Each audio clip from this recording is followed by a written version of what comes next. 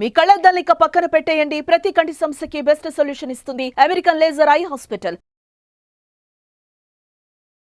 నమస్తే views. So కొన్ని topics నేను తీసుకొచ్చాను ఇవాళ. వాటన్నిటికీ మన సొల్యూషన్ కావ్యప్రియ గారు, డాక్టర్ కావ్యప్రియ గారు, గైనకాలజిస్ట్ వాళ్ళు మనతో ఉన్నారు. వాళ్ళని అడిగి తెలుసుకుందాం. నమస్తే అండి. నమస్తే. కావ్యప్రియ గారు, ఈ మధ్య కాలంలో ప్రెగ్నెన్సీ ఉన్న ఉమెన్లో చాలా మందికి గ్రోత్ సరిగ్గా లేకపోవడం వల్ల అబార్షన్స్ ఎక్కువ అవడం చూస్తున్నాం. అంటే మేజర్ ఫ్యాక్టర్ ఏదైనా చెప్పగలిగితే ఇది మేజర్ ఫ్యాక్టర్ అని ఏమై ఉంటుంది? Placental invasion. There is something called trophoblastic invasion into the uterine musculature. అంటే యుట్రస్ మజిల్ ఏదైతే ఉంటుందో ఈ పిండం ఫామ్ అయినప్పుడు మాయ అన్నది ఒకటి ఉంటుంది. ఆ మాయ నుంచి వచ్చే బ్రాంచెస్ అన్ని it has to be in a very good relationship with the uterus. మంచి ఇప్పుడు భూమిలోకి చెట్టు వేర్లు ఎట్లా పోతే ఎంత బాగా నీళ్ళు వస్తే చెట్టు అంత బాగా పెరుగుతుంది. సేమ్ కాన్సెప్ట్ ఇక్కడ చెట్టు ఆకులు అన్నది పిండము, ఇది మన ట్రంక్ రూట్స్ అన్నది ప్లెసెంటా, భూమి అన్నది యుట్రస్. అవి ఎంత మంచిగా వేర్లు లోపలికి చొచ్చుకుపోతే బేబీ అంత బాగా పెరుగుతుంది అన్నమాట. సో అక్కడే మనకి ప్రాబ్లం అవుతుంది.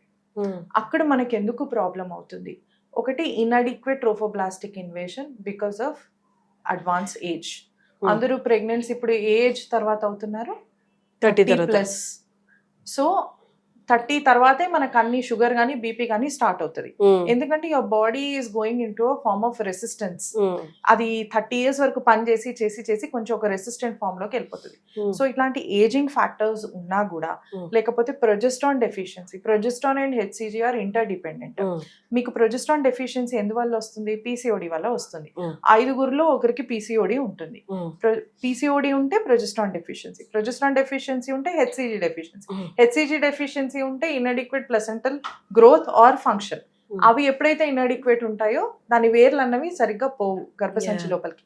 అవి సరిగ్గా పోనప్పుడు దాని లోపల ఎక్కువ కాల్షియమ్స్ డిపాజిట్ అయినప్పుడు పిండం పెరుగుదల అన్నది సరిగ్గా ఉండదు.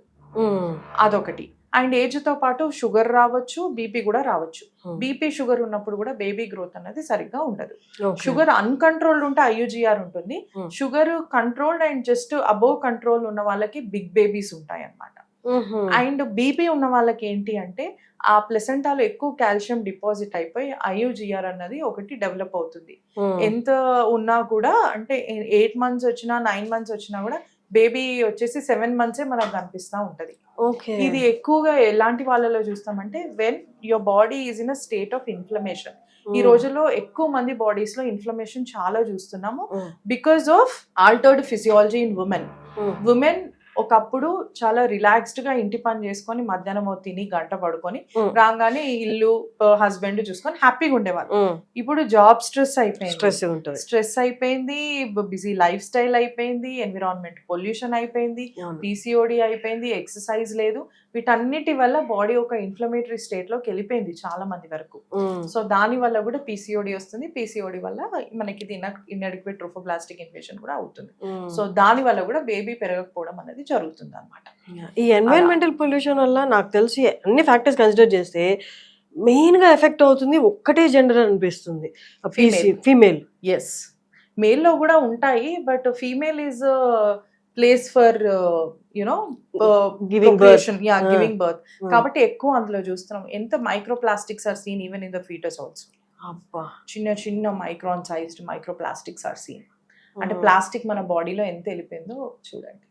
సో క్యాన్సర్స్ అనేవి ఇంకా ఇన్నెవిటబుల్ అయిపోతాయి. బీపీ షుగర్ లాగా అంతే. ఇప్పుడు బీపీ షుగర్ అనేది నార్మల్ అయిపోయింది, క్యాన్సర్ అనేది కొంచెం ఫ్యాన్సీ డిసీజ్ అయిపోయింది. అండ్ ఇంకొకటి ఎగ్ ఫ్రీజింగ్. బాగా పేరు వింటున్నారు కానీ అది యాక్చువల్ ప్రాసెస్ ఏంటి? అది ఎవరు go through? Same like IVF process, same like IVF. కాకపోతే ఏంటి అంటే ఏ ఏజ్ వాళ్ళు చేసుకోవచ్చు అదొకసారి. ఎగ్స్ బెస్ట్ ఏజ్ వచ్చేసి 23-25 తర్వాత మన బాడీలో ప్రతి ఒక్క కణం ఏజింగ్ కి గురవుతుంది. Your skin or your hair, if you అంటే మనమే చూసుకుంటే we start anti ageing products by 25 years. నాకు రింకిల్స్ రావద్దు అది ఇది అనుకుంటూ. లైక్ వైజ్ ఎగ్స్ కూడా అంతే. ఎగ్ కూడా ఏజింగ్ అన్నది స్టార్ట్ అవుతుంది. ఎగ్ లో మన జెనెటికలీ రిలేటెడ్ డిసీజెస్ అవి 1 in 50,000 ఉంటాయి at the age of 25 years. అంటే 50,000 మందిలో ఎవరికో ఒకరికి జెనెటిక్ డిసీజ్ అన్నది వస్తుంది because of the age factor which is related to genetic material. అది ఏజ్ పెరుగుతున్న కొద్దీ by the age of 35 1 in 50 చూస్తూ ఉంటాం. 1 in 50 పీపుల్ అంటే 50 మందిలో ఒకరికి వస్తుంది. అంటే the incidence has increase like anything. 50,000 ఎక్కడ 50 ఎక్కడ. సో అట్లా ఏజింగ్ అవుతా ఉంటది. కాబట్టి ఎగ్ ఫ్రీజింగ్ అన్న కాన్సెప్ట్ 23-25 years కి కూడా పెళ్లి చేసుకోవట్లేదు అమ్మాయిలు, భయపడుతున్నారు బేసిక్ గా. సో లైఫ్ సెటిల్మెంట్ కూడా ఉండట్లేదు అందరూ. That is this is a confused generation. Okay, మనని everyone is stuck to the momentary happiness. They say okay until I'm alive I want to be happy. అలా అయిపోయింది state of mind. You can say that is also correct, this is also correct. But మనం individual happiness కి ఎక్కువ importance ఇస్తాం కాబట్టి we cannot force something on to someone. We can only give an option. So egg best health ఉండేది 23 years to 25 years. 25 years తర్వాత ageing ఉంటుంది. నా దగ్గరకు వచ్చే వాళ్ళు 27-28 వస్తారు. ఎందుకంటే they are not confident about the partner, they don't want to get married or maybe divorced or separated, whatever they come. So 27 years కి వస్తారు కాబట్టి 27 years కి కూడా కాంప్రమైజ్ అయ్యే ఉంటది egg quality. So what ever the option I offer you before 30 you freeze your eggs. Okay okay, ఈ egg freezing అనేది same ఇందాక నేను చెప్పినట్టు the stimulate eggs at once. అందులోంచి మనము చెప్పాను కదా 24 మనం స్టిమ్యులేట్ చేస్తే 12 ఎన్నో వస్తాయి. 12లో 5 ఎన్నో క్వాలిటీ ఉంటాయి. ఆ 5 మనము ఎంబ్రియో చేసినా కూడా అందులో 2-3 బయటకు వస్తాయి. దీని వల్ల మనకి ఆఫ్టర్ ఎఫెక్ట్స్ ఏమిటాయంటే అర్లీ మెనోపాజ్ వచ్చేస్తుంది. 24 eggs 24 cycles ని ఒకేసారి స్టిమ్యులేట్ చేస్తున్నాం అంటే 2 years of your periods you are cutting it off. 1 month 1 egg కదా. సో 24 అనుకుంటే మాత్రము 2 years of periods. సో నీకు మెనోపాజ్ ఏజ్ అనేది ముందుకు వచ్చేస్తా ఉంటుంది. దీంతోనే ఓవేరియన్ రిస్క్ క్యాన్సర్ కూడా ఉంటుంది క్లోమిఫెన్ సిట్రేట్ తో. దీనివల్ల రిస్క్స్ కూడా ఉంటాయి. అందుకే natural process is always natural process. But చెప్పాను కదా this is a confused generation. So ఏదైనా రిస్క్ బెనిఫిట్ రేషియో చూసుకొని you should take a correct decision for your self. ఏదైనా రిస్క్ ఉంటుంది కానీ తక్కువ రిస్క్ ఉన్నది చేసుకోవాలి. అంతే. మీరు ఇంకా చూసుకుంటే కనుక I don't want to name the celebrity or whatever, they have freezed their embryos అంటే బేబీస్ చేసి ఫ్రీజ్ చేసి పెట్టుకున్నారు. ఎప్పుడు వాళ్ళ కెరీర్ అదంతా బాగుంటే అప్పుడు పెట్టుకుందామని. But once they get divorce they cannot take. Again it's a legal implication. Embryo freezing కూడా ఉంటుంది. ఇప్పుడు once they get separated or divorce they can't use that babies కదా, తనతో ఉండరు కాబట్టి they will file a case on you. You cannot use my jeans for your pregnancy అట్లా. So దీంట్లో చాలా లీగల్ ఇవి కూడా ఉంటాయి. ఐవీఎఫ్, సరోగసీ, ఇదేం మనకి ఓవర్ ద కౌంటర్ మెడికేషన్స్ లాగా కాదు. అండ్ ఇంకొకటి మనకి డ్యూరింగ్ 80s లో 90s లో కూడా కొన్ని మూలికలు కొన్ని ఏవో దొరికేవి, వాటితోటి పొడి చేసి పాలు ఇచ్చే తల్లులకు ఇచ్చేవాళ్ళు. ఎందుకంటే పాలు ఎక్కువ ప్రొడ్యూస్ అవుతాయి అని, వేర్లు అవన్నీ కలిపి. ఇప్పుడు అలా ఏమి ఇవ్వట్లేదు. ఇప్పుడు బెస్ట్ ఫుడ్ లేదా అలాంటిది ఏదైనా ఉందా పాలు ఎక్కువ ప్రొడ్యూస్? ఈ మిల్క్ ఎన్హాన్సింగ్ ఫుడ్స్ ని గ్యాలెక్టోగాగ్స్ అంట. ఓకే, ఇది మనకి కిచెన్ లో దొరికేవే. మెంతులు, సోంపు, మనకి ఓట్స్, తర్వాత వెల్లుల్లి and meet, red meat, fruit juices, lots of water, barley water, ఇవన్నీ కూడా మనకి మిల్క్ ఎన్హాన్సింగ్ ఫుడ్సే. పాల ఉత్పత్తి ఎక్కువ ఉంటుంది. ఇవన్నీ మనకి ఇంకొకటి చెప్పాలనుకున్నా, డెలివరీ తర్వాత గొడ్డు కారం ఇచ్చి పెడతారు ఫుడ్. నేను చాలా మంది ఊర్లలో చూసాను నేను. They come with Venus thrombosis అంటే బ్లడ్ క్లాట్స్ తో వస్తారు బ్రెయిన్ లో. చాలా వాళ్ళకి డెలివరీ అయిపోయినాక నీళ్ళు ఇవ్వరు, పథ్యం అంటారు, నీళ్ళు ఇవ్వరు, వెల్లుల్లి కారం ఫుడ్ పెడతారు వాళ్ళకి. దానివల్ల ఏమవుతుంది అంటే మన బ్లడ్ డెలివరీ తర్వాత వాటర్ అంతా పోయి బ్లడ్ చిక్కగా అవ్వడానికి ట్రై చేస్తుంది. మీరు ఎప్పుడన్నా డెలివరీ అయిన బాలింతల్ని కనుక చూస్తే వాపు అంతా పోతుంది. ప్రెగ్నెన్సీలో వాపు అదంతా వస్తుంది. డెలివరీ అయిపోయినాక ఆ ఎక్స్ట్రా వాటర్ అంతా పోయి బ్లడ్ డైల్యూషన్ నుంచి కాన్సన్ట్రేటెడ్ ఫామ్ కి వస్తూ ఉంటది. అట్లా ఎప్పుడైతే కాన్సన్ట్రేటెడ్ ఫామ్ కి వస్తున్నప్పుడు వీళ్ళు వాటర్ ఇవ్వరో అప్పుడు ఇంకా కాన్సన్ట్రేటెడ్ అయ్యి బ్లడ్ క్లాట్స్ ఫామ్ అయిపోయి they get dislodged to the head. అయ్యో. చాలా హెడేక్ తో వస్తారు వాళ్ళు. అసలు ఎట్లా అంటే కొన్నిసార్లు పెరాలసిస్ వస్తుంది, కొన్నిసార్లు సీజర్స్ వస్తాయి, ఏమన్నా అవ్వచ్చు. ఇంకోటి గొడ్డు కారం. బేసిక్ గా గొడ్డు కారం వెనుక కాన్సెప్ట్ ఏంటి అంటే వెల్లుల్లి ఇవ్వాలి.